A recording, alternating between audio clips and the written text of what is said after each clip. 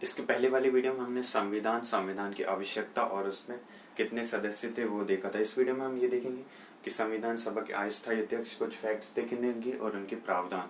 तो संविधान सभा के जो स्थायी अध्यक्ष थे राजेंद्र प्रसाद, उनके पहले कुछ दिनों के लिए अस्थायी अध्यक्ष बनाया गया था सच्चिदानंद सिन्हा को, और उनके स्थायी अध्यक्ष, संविधान सभा के अस्थायी अध्यक्ष मतलब जो स्पीकर होता है, जो बीच में बैठता है चारों तरफ की, यदि हम देखें तो वो बात सुनने के लिए, तो उसके वो थे राजेंद्र प्रसाद,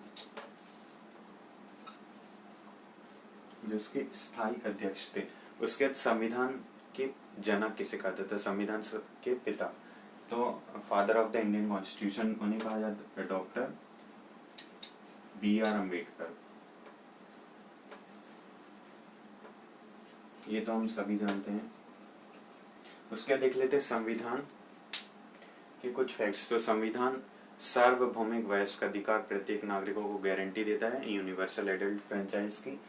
और संविधान सभा के जो कुल सदस्य थे वो थे 389, उसमें से 292 को देश निर्वाचित क्षेत्र से थे। प्रति 10 लाख लोगों में एक व्यक्ति को चुना गया था।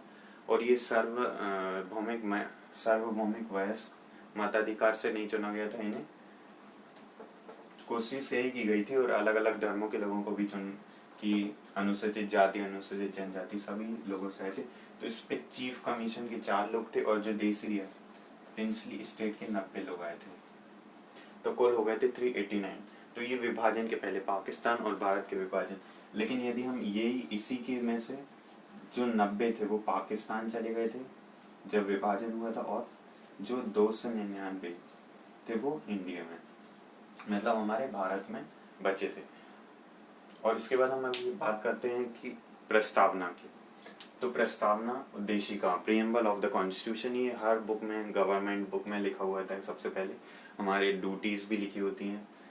तो देखेंगे इसकी प्रस्तावना तो है, हम भारत के लोग भारत को एक संपूर्ण प्रभुत्व संपन्न समाजवादी पंथ निरपेक्ष लोकतंत्रात्मक गणराज्य बनाने के लिए तथा उसके समस्त नागरिकों को सामाजिक, राजनीतिक और आर्थिक, राजनीतिक न्याय, विचार, अभिव्यक्ति, उपासना और धर्म और उपासना की स्वतंत्रता, उसके बाद प्रतिष्ठा